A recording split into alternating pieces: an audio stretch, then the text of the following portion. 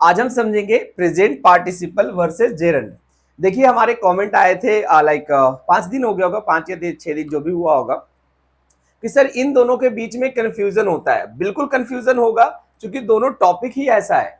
Present participle और जब gerund की बात करते हैं तो वर्ब की आईएनजी फॉर्म होती है। अब कंफ्यूजन होना ऑब्वियस ही बात है कि अगर सेम ही फॉर्म दो तरीके का फंक्शन करता है तो कैसे समझ में आएगा।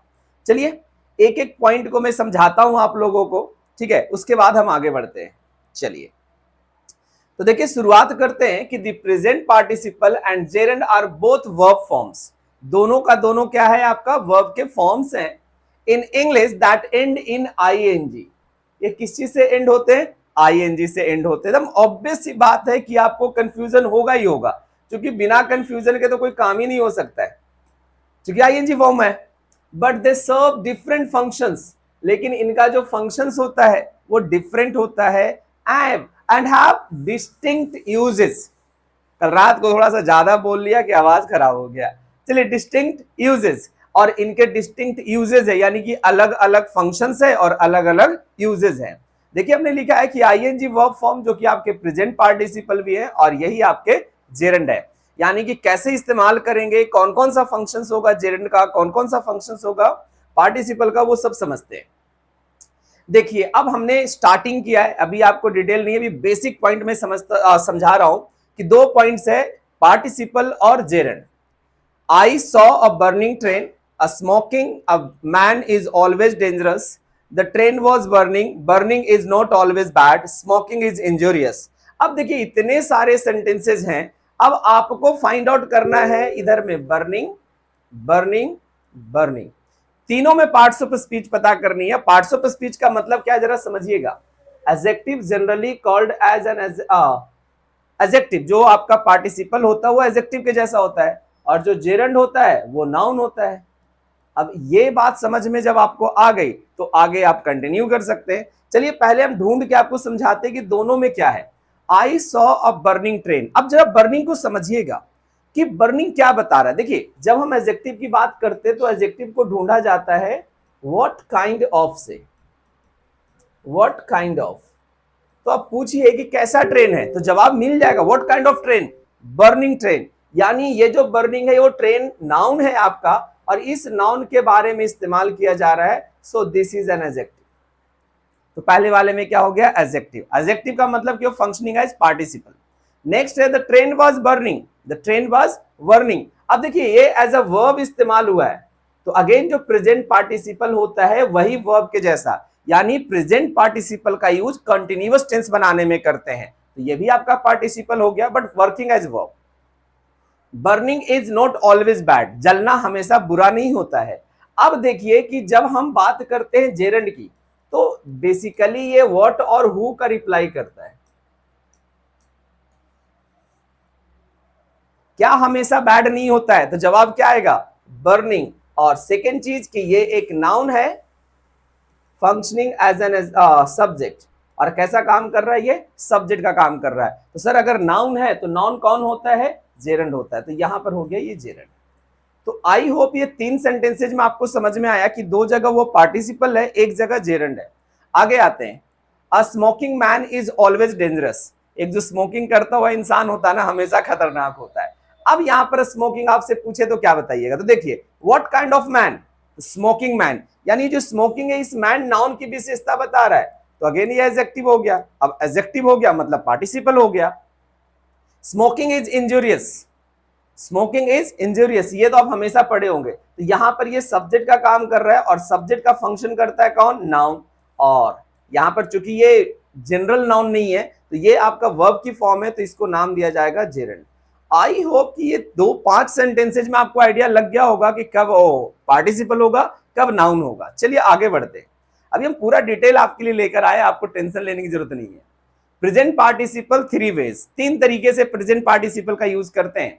पहला है कॉन्टिन्यूअस टेंस बनाने के लिए, दूसरा है एडजेक्टिव के लिए, तीसरा है कि पार्टिसिपल फ्रेज में ये एक हिस्सा होता है, पार्टिसिपल फ्रेज में ये एक काम करता है आपका, ठीक है। तो 3 फंक्शन हो गया, कंटिन्यूअस टेंस, एडजेक्टिव और पार्टिसिपल फ्रेज का कोई हिस्सा बन जाता है। चलिए एक एक करके तीनों पॉइंट को समझते हैं। तो समझते हैं पहला कि कंटिन्यूअस टेंस कैसे बनता है।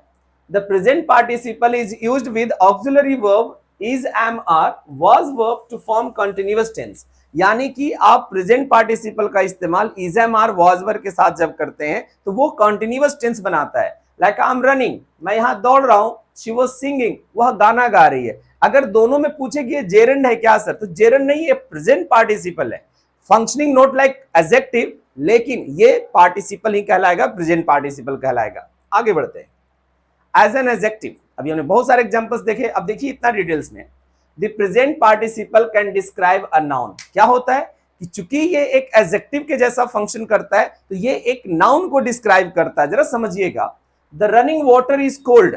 अब व्हाट काइंड ऑफ वाटर, आप पार्टिसिपल ढूंढने के लिए बस एक दिमाग में फिट कर लीजिए, व्हाट काइंड ऑफ वाटर, तो रनिंग वाटर, तो यानी ये वाटर की विशेषता बता रहा है, और वाटर अपने आप में क्या है, एक नाउन है। अगर नाउन की विशेषता बता रहा है तो एडजेक्टिव है। बहता हुआ पानी ठंडा है। The barking dog kept me awake, यानी जो भौंकता हुआ कुत्ता था मुझे रात भर जगाए रखा। तो यहां पर किस तरह का कुत्ता है, तो बार्किंग डॉग है, तो अगेन ये प्रेजेंट पार्टिसिपल है। The crying baby, what kind of baby, crying baby needs a nap, तो यानी कि सब्जेक्ट बेसिकली ये पूरा मिल करके, जैसे ये नाउन है, ये एडजेक्टिव है, ये डिटरमिनर है। आई होप इतना समझ में आया। तो आगे बढ़ते हैं। They watch the falling leaves, उसने गिरते हुए पत्ते को देखा। तो व्हाट काइंड ऑफ लीव्स, तो सर जो गिर रहा था ऊपर से, that is present participle. The boiling water is too hot to touch, यानी जो उबलता हुआ पानी है ना वो बड़ा ज्यादा गर्म है टच करने के लिए। तो अगेन ये वाटर क्या हो गया, वाटर आपका नाउन हो गया, और ये बॉइलिंग आपका एडजेक्टिव यानी कि प्रेजेंट पार्टिसिपल। आई होप कि समझ में इतना देर में आ गया कि प्रेजेंट पार्टिसिपल एडजेक्टिव का काम करता है। आगे बढ़ते हैं। पार्टिसिपल फ्रेज, ओके, PARTICIPLE, ये टाइपिंग मिस्टेक्स हो गया है, ठीक है। चलिए, participle phrase, the present participle can start a phrase that gives more information about a noun. तो बेसिकली ये पार्टिसिपल फ्रेज भी कहने का मतलब, देखिए फ्रेज क्या होता है, एक वर्ड लिखते हैं तो वर्ड होता है, आप दो वर्ड को एक साथ लिख दीजिए वो फ्रेज बन जाता है। तो अगर एक फ्रेज के तौर पे आप यूज करो और उसमें आईएनजी आ गया है तो उसको हम पार्टिसिपल फ्रेज कह देते हैं। जैसे देखिए, रनिंग डाउन द स्ट्रीट, मतलब चलते हुए, स्ट्रीट में चलते हुए, ही सॉ अ फ्रेंड, उसने एक दोस्त देखा, ठीक है। Singing a song, she entered the room. अब देखिएगा यहाँ पर सब्जेक्ट ये नहीं है, ये एक पार्टिसिपल या प्रेजेंट पार्टिसिपल, ये फ्रेज है, ठीक है। Singing a song, she entered the room. तो देखिए ये बेसिकली जो सिंगिंग अ सॉन्ग ये पूरा है ना, ये शी की विशेषता बता रहा है। कैसे वो एंटर किया कमरे में, तो गाते हुए एंटर किया सर। तो कैसे का जवाब या व्हाट काइंड ऑफ का जवाब जो होता है वो प्रेजेंट पार्टिसिपल होता है। तो आई होप ये 3 पॉइंट समझ में आया प्रेजेंट पार्टिसिपल का। तो हम आगे बढ़े।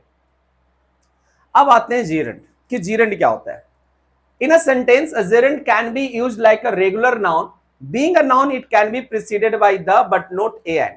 तो ध्यान रखिएगा कि gerund एक नाउन के जैसा फंक्शन करता है, और चूंकि ये एक नाउन होता है तो इसके पहले आप द लगा सकते हैं। जैसे देखिए examples, the doings of a man decide his destiny, मनुष्य के कर्म ही उसके भाग्य का निर्धारण करते हैं। तो यहां पर जो डूइंग्स है ये एडजेक्टिव नहीं, आप कहेंगे sir doings of a man मतलब एक मैन के द्वारा किया जाने वाला काम, कर्म, ठीक है। तो यहां पर ये मैन की विशेषता नहीं बता रहा है, बल्कि ये कह रहा है कि उसके द्वारा किया गया काम। एक बात और ध्यान रखिएगा कि जब आप जेरेंड बनाएंगे तो इसमें वर्ब की क्वालिटी हमेशा विद्यमान रहती है।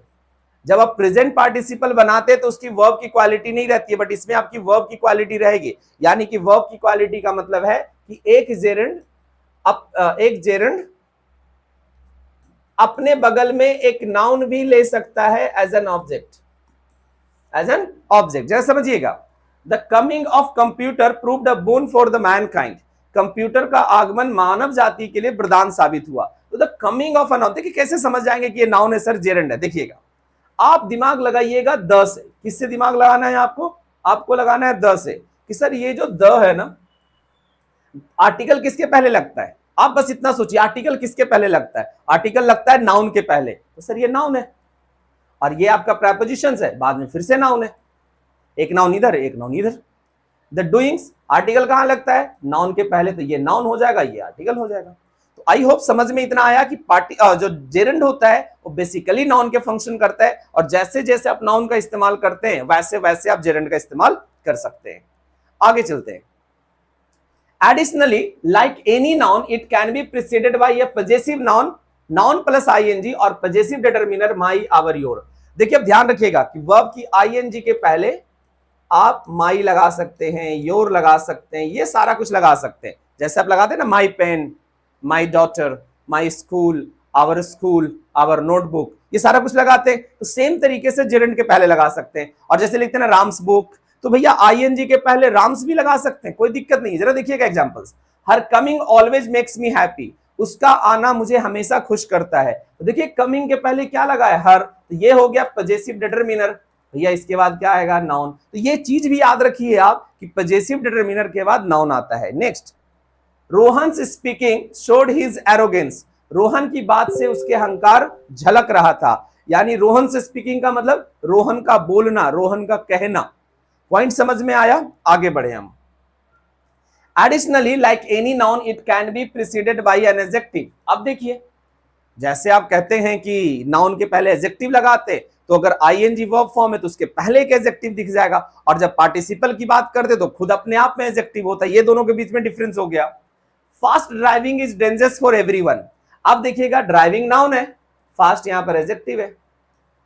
Fast driving is dangerous for everyone. Okay, her good speaking skills always benefit her, उसका हमेशा अच्छा बोलना यानी कि अच्छा कहने की जो उसकी स्किल्स है या बोलने की जो स्किल्स है वो उसको हमेशा लाभ पहुंचाती है। तो यहां पर हमने समझा कि ये नाउन है, तो नाउन के पहले एडजेक्टिव आ गया। सॉरी, देखिए अब यहां पर ध्यान रखिएगा, बेसिकली इसको आप कंपाउंड नाउन कह सकते हैं। अदरवाइज जो भी हमने बोला कि जो जेरेंड होता है ना, अपने बगल में एक ऑब्जेक्ट ले सकता है, तो आप इसको अगर जेरेंड कह रहे हैं तो जेरेंड ठीक है। ये अगेन एक नाउन है और इनके पहले क्या लग गया आपका, एक एडजेक्टिव, और एडजेक्टिव के पहले हम पजेसिव डिटरमिनर भी लगा सकते हैं।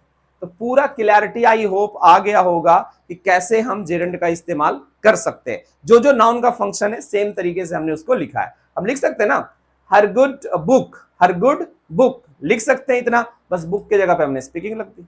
आई होप कोई कंफ्यूजन हो तो कमेंट जरूर करिएगा, जिससे हमें पता चले कि शायद आपको समझ में नहीं आया। अब आते हैं यूजेज ऑफ, ठीक है, वो पोजीशन हो गया उतना। अब आते हैं हम यूजेज कैसे करते हैं। तो सब्जेक्ट ऑफ अ सेंटेंस, यानी जेरेंड का इस्तेमाल आप सेंटेंस में सब्जेक्ट के तौर पे करते हैं। पार्टिसिपल का इस्तेमाल आप नहीं कर सकते। जरा समझा देता हूं मैं, यहां पर ध्यान से समझिएगा। Smoking is fun, sorry swimming is fun, not smoking, sorry swimming is fun, तैरना मजेदार है या मजेदार होता है। And reading helps you learn, पढ़ना आपको सीखने में मदद करता है। अब आप कहेंगे कि सर क्या यहां पर लिख सकते हैं कुछ ऐसा,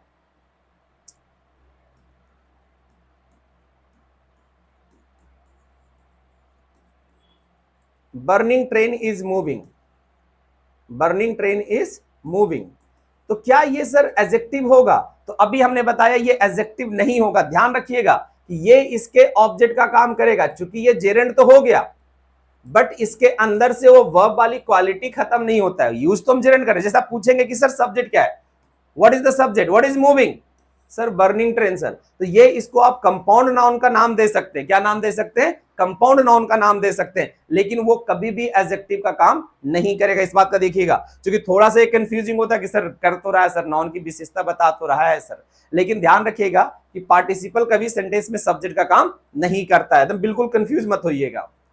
नेक्स्ट है object of a verb. Gerund can act as the object of a verb.